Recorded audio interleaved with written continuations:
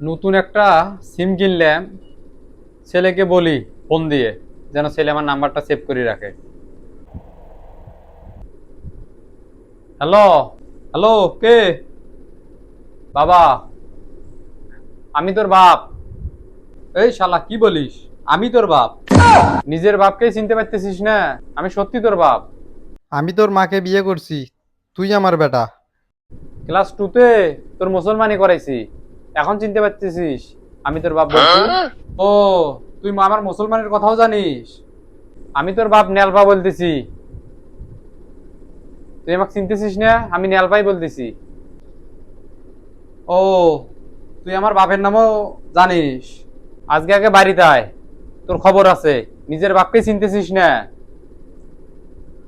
দাঁড়া, বাড়িতে গিয়ে বাবক বলবো যে রং নাম্বারে আমার কাছে না বিরক্ত করতেছে।